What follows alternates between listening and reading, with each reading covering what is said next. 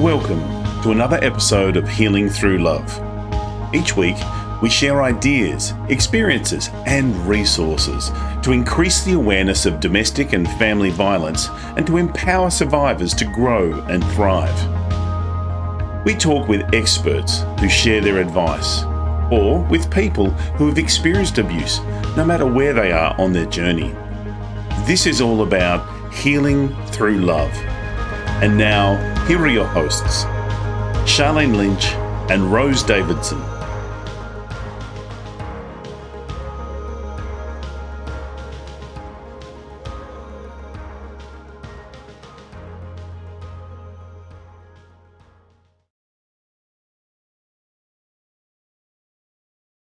The Healing Through Love podcast with host Charlene Lynch and Rose Davidson would love to acknowledge Global Glamping Charities Incorporated for generously supporting this podcast. Global Glamping Charities, solving homelessness in all of its forms. Reach out to them at globalglamping.org. The Healing Through Love podcast with Charlene Lynch and Rose Davidson. Family is universal and is universally complicated. In episode 55, Jill Avery shares Family Matters, Uniting Hearts and Homes. I have kids who, sadly, they have lost the art of writing. I have some kids who absolutely love journaling. I have some kids who love doing voice memo, hearing their voice and recording it. I have some that love being on their computer. Some make little videos. Some want to share with a friend. So there's so many different ways that you can kind of capture your thoughts and your feelings. Some draw pictures, it's really, who's the artist in you? Like, how do you, because we're all artists. So some people pick a song. I make my students find their manifesto. Like, what is something that gets you going, that when you are sad, you can turn on that song, dance around, because when you get moving and grooving, that circulation, your heart's pumping, you will snap you out of a spiral, a mid-flight correction. It's The Healing Through Love podcast with Charlene Lynch and Rose Davidson. Hello and welcome to Healing Through Love podcast. I'm your host, Charlene Lynch from charlenelynch.com. Healing Through Love is here to help victims and survivors of domestic and family violence to find their way back to living a more fulfilling and meaningful life. We interview experts and survivors who share their personal stories and offer advice for those who have experienced abuse, no matter where they are on their healing journey. As well as Healing Through Love podcasts, we also run annual Pamper Days here in Adelaide, South Australia, for survivors of family and domestic violence. Local businesses come together and pay it forward by providing their services and resources for a day to give our survivors a much needed day of indulgence. Think day spa on steroids. And we are so excited that Healing Through Love, as of May, so last month, have gone global. And now we are linking arms with our sisters abroad to take the Healing Through Love Pamper Days to a city near you. So if this sounds like something that you might want to contribute to, either being a healer or maybe you've got a gift for organisation, reach out to us. And if you've got a servant's heart and want to really create a difference, please, we would love to have a conversation with you. We're looking for organisations and people with similar values so that we can raise the frequency of the planet. Every week we have an amazing guest, and this week is no different. We have a beautiful guest with us today. You can see her on the screen. That is Jill Avery. Now, Jill's a proud mum of two extraordinary young humans, and she has an unwavering empowerment for teens and young adults and families with 30 years of experience as an empowerment educator. What she does is simply amazing. And I love this. We've been having a conversation before the show. It's all about relationships, and relationships start with you. I'd love to dive in deep to find out this is where you ended up. How did you end up here? Well, first of all, thanks for having me. And I definitely want to get involved with this Pamper Day. I love your vernacular of sticky bits and servant of the heart. So I love you already. So how did I get started? I came out really, this is my purpose and my calling. And as cheesy as that sounds, it really has been an ever evolving journey since I was a little girl. I love empowering people, tapping into their potential. I love seeing their greatness come alive. I love parting the Red Sea for them to step into their own light. And I am an action person. So I love when people take action so they don't live in the past and they don't fret about the future. And it's not really what I do. It's truly who I am. And now that I'm approaching 60 years old, I feel so solid in my footing. Like this is just who I am. Like I really finally know who I am. So thanks for asking.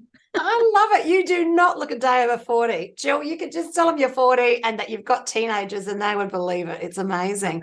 Yes, so thank you. This is a beautiful place to be and to make a difference. How do you deliver your word? Is it online? Is it in person? Is it in groups? Is it individual? Like, how do you get this message across? Well, thank you for asking. I think that because we're in this the technology, digital dominance, I'm trying to really help everyone globally. What a powerful thing that we can do that. So I do have a website, and I have an online course that can help anyone, anywhere, anytime. And I also do, if anyone's local in California, Silicon Valley, I also meet with people locally here because boy, do I love that in-person connection. You can feel that energy. So my website, myfamilyinflow.com, you can find me. And so I do it all. Whatever you need, I am here to try to help get you going forward. I love it. I love it. So the details of the website and the course are going to be in the footnotes and also in the description. And you'll find this obviously on YouTube and all of our platforms that we stream on. So I'm very excited.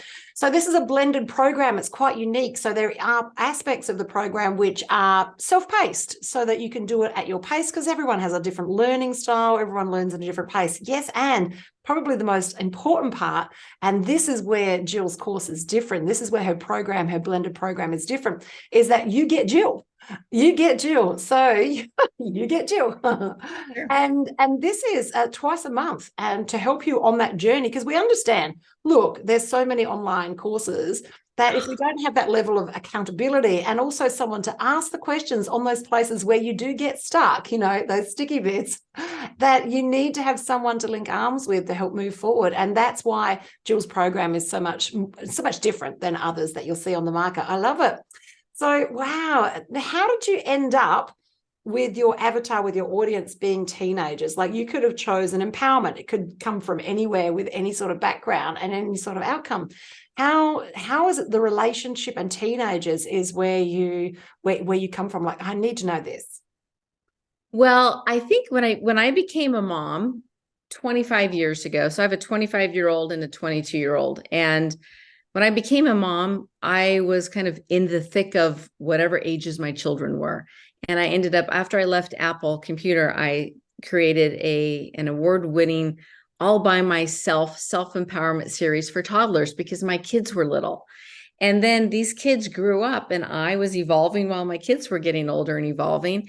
And so I just evolved right with them. And all of a sudden, when my kids were teenagers, that's where I felt the biggest connection. And that's also where I saw the ecosystem change. And I saw the epidemic of depression and I saw the anxiety. And so I really honed in on that. And then my kids graduated and went on and launched into the real world. And I thought, you know what? I am going to now stick with the teenagers and the young adults. And what's funny is that they are the same kids that I was empowering and teaching when they were toddlers. So I've evolved with them. And that's my sweet spot because I think I mentioned to you, I can be very real and very direct and very sarcastic and very irreverent and very, let's get this stuff done. And the kids love that. The kids love when there's no BS and that you just talk to them just exactly where they are. You meet them right where they are. And so I love that age group. Love it. I do. I do love it. In fact, I volunteer with a Zunta Society, which is more mature women, so in their 80s, and they run programs for private schools. So I go in and help them with a business skill set. So these girls have come up with a concept about something and they can be very left of center. They're usually cause marketing, so period taboo or something like that. and they want to do some sort of activity to create awareness around that. So they pitch their idea to me, and then I give them some business advice. I love it. It's one of my favorite things to do every month, and it really feels very fulfilling. So I've got a personal question to ask you, Jill. So I don't know, you might not know that my beautiful baby boy, my 17-year-old baby boy, committed suicide. So I really would love to know a little bit more about, depression and how we can, is this something that we can spot, or is this something that we can have conversations about? Like, it's just specifically in and around this teenage age that they get, and they all get this little bit of moodiness happening. How do we tell the difference between that and like real long-term serious depression? Yeah. Well, first of all, that really took me. I did not know that. So, wow. I'm so connected to the kids, and I have not been in a situation where any of the kids I've worked with have actually have died by suicide, but they've gotten close. And it was mainly the culprit that there was kind of like the perfect storm when COVID hit and the whole world just kind of shut down, the isolation. And I kept my doors open, and I did not care. I was like, these kids, I could not leave them during that situation. And they had suicide ideation. They didn't want to really take their life. They just no longer wanted to be in pain. They just didn't want to live like that anymore. They wish they didn't feel that way. So I am not a doctor. I'm not a suicide prevention therapist. But what I do know, and what I realize what works, is when you are truly connected to somebody's heart and you share that space and you are just there, you don't even have to talk sometimes. It's not about fitting in, it's about belonging. And these kids, they didn't have mental illness. I'm not talking about kids who have mental illness. I'm talking about kids who are not equipped with dealing with emotions and big, huge global changes and the world shutting down. They're not equipped with that. Their brain hasn't even developed yet. They have hormones raging. They are off kilter. The social media, the 24/7 news, it has been a crazy shit show of an ecosystem. I mean, let's just call it what it is. And these kids, profound devastation. So I take everything very seriously.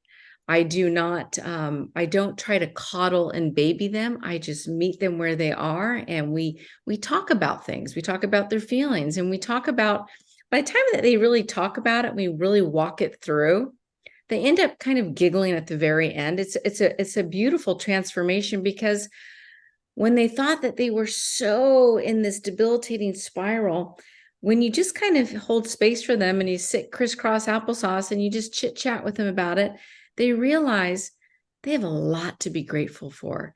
And we don't focus on that stuff. And I'm talking about tiny things of gratitude, because gratitude makes optimism sustainable. And it's really important to just be with these kids I don't care what age it is. And depression is up 200% since the 1950s. And I'm not saying that technology is the only culprit, but it certainly has complicated our ecosystem. It has disconnected when we thought it's connected us. It's distracted us. We don't have eye contact. We don't have social skills. Everyone is looking down. Everyone is trying to do this versus do this. So I just believe in the real time, no device time, finding balance. And but Charlene, we're in a tricky situation, and we have to figure out how to balance, all of us, balance technology and our social skills and our heart skills. So yeah. I love it. And it all does start with questions, and teenagers aren't amazing sometimes about parents asking questions, because parents ask so many questions. Is there a tactic as an adult, as a parent, that we could take? Are there some questions that are better received for teenagers than others, so that we can start having conversations? Well, every parent parents very differently. There's so many different styles. And I have worked with every single parent you could possibly imagine, from the helicopter to the hands off to, I mean, there's so many labels in today. But the one thing that really remains to be true is that I always go back to the kids, whether they're my own kids or they're my students, which is when they are trying to ask me, or when they're trying to Google something, or they're trying to find it on YouTube, I always say, hey, what does your intuition say? How do you think about that? Why do you think that's an issue? Like, I always try to ask the question, because when you get them to get over their I don't know, I don't know, I don't know, if you just keep pitching it back, I just keep pitching it back. Because have you ever heard of the five-fold why? Yes. Okay. Actually presented it on stage not that long ago. I love it. It's so true. It's so true. It's a universal skill that you just keep getting deeper to what's really happening.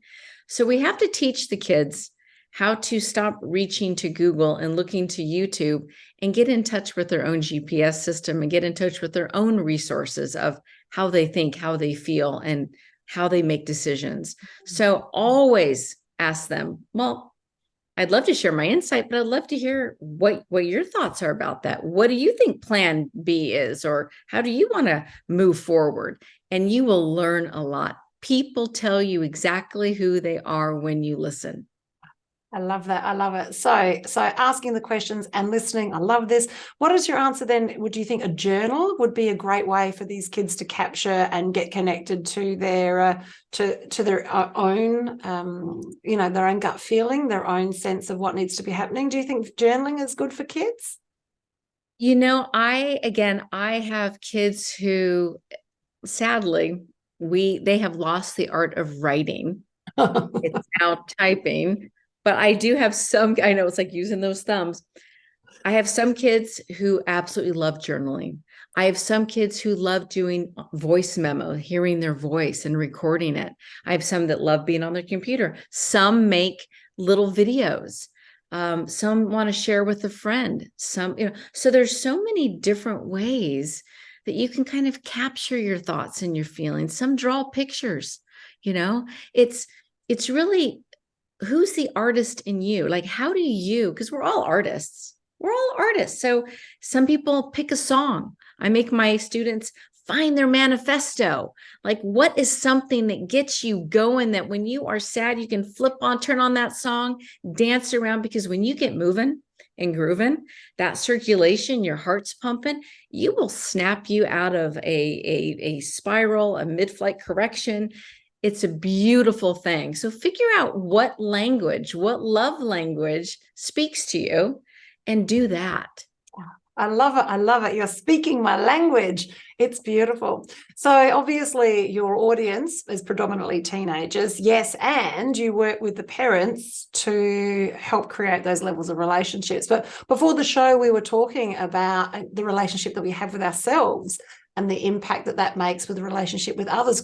Can you talk to that? Can you talk to that? Oh, yes. My goodness. That's the human journey. I mean, I tell everybody, your purpose on purpose is the exploration of yourself.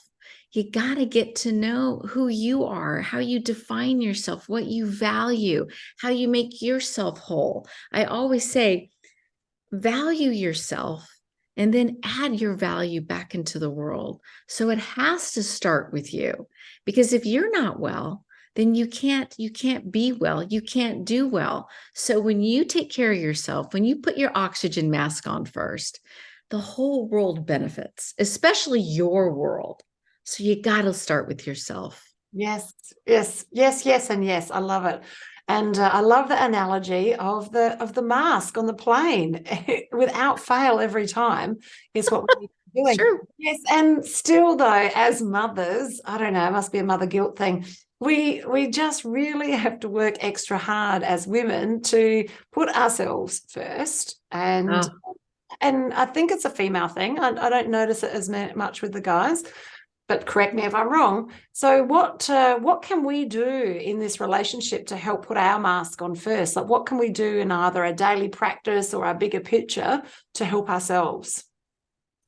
Well, that's a really, really good question. And I call it this. Simple does not mean easy.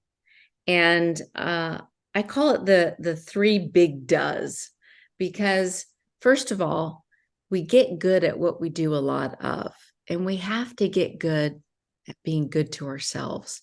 And that is, it takes time, it takes effort, it takes commitment. I call it the dynamic duo of you have to have desire and discipline to be married together to take care of yourself, or you're not going to be able to get traction. So the three big does that I like to tell my students, and I work with a lot of kids between 18 to 30. That's another sweet spot of mine, is if you haven't mastered the foundational components of your health, which is you have to eat well. You got to, or your body's not going to feel well. Then you're not going to be able to perform well. You have to get your sleep. You have to sleep well. You have to figure that out. You have to put your devices down and be disciplined to go to bed at a decent hour and get your rest. You have to move well. You've got to get your circulation going. Your heart needs to pump. Your muscles need to be strengthened. Those three things, they sound so preposterous, like, oh, for goodness sake, people throw them, they just cast them to the side. It's your foundation, your breath. That's your life force. There's all these wonderful breath techniques. I love Dr. Wiles, 4, 7, 8.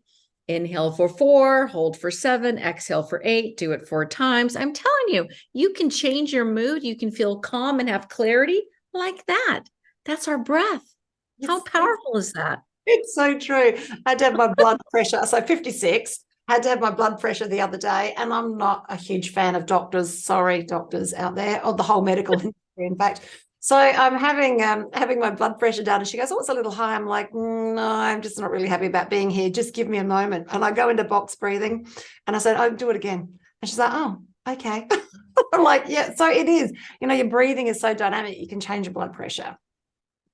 Oh my gosh. Well, I'm also a hypnotherapist, and the power of visualization, right? I can right now talk to you about pulling a lemon off of a tree and sinking your teeth into it. And your body will have a physiological response to me telling you a story, right? I could say something really horrible and scary and your heart would start racing. We absolutely can control and train our brain to serve us and to not, harm us or injure us or hold us back. It's all about what goes on in here, because this tells our body what to do. So this is where we have to find this great companionship and bestie relationship up here. Yeah. I love it. I love it. I love it. So great advice. So we're all going to sleep well. We're all going to eat well, and we're going to move too. So all very important.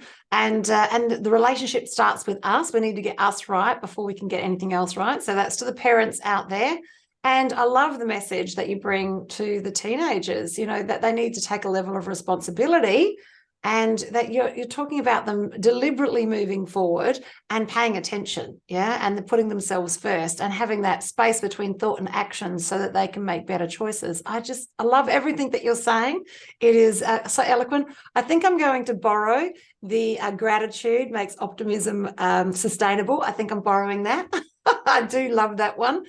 I borrowed it too. I saw it. I don't even know where I saw it. I thought, oh my gosh, that is truth right there. I love it. Yeah. It's just so true. Yes. One of my fundamental messages is in and around gratitude, so that we can shift our frequency so that we can move forward.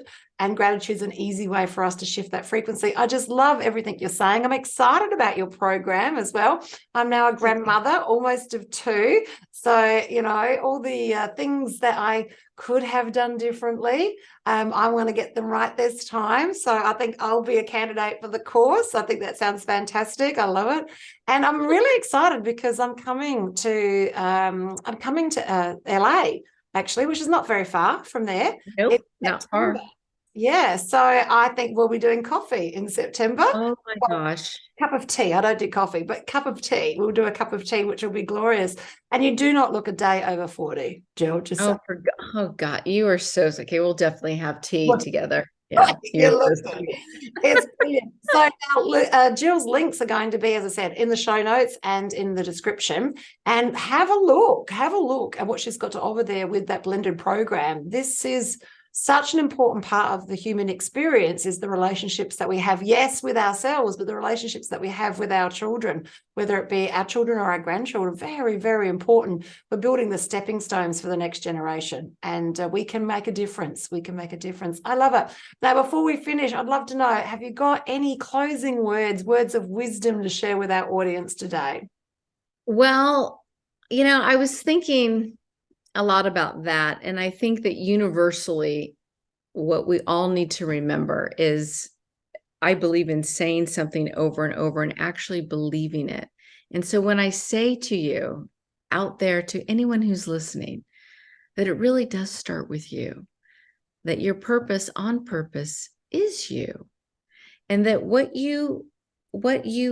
how you define yourself and what you value absolutely is going to determine the direction of your life, the quality of your life. So lead yourself well, teach yourself well, and love yourself well. It all starts with you. I love it. What is your favorite practice every day? Can I ask you, what's your favorite practice every day? Oh my gosh. I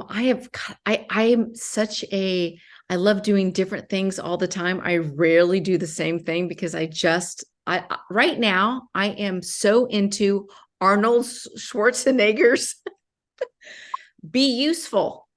I watched his Netflix series recently. Did you watch it?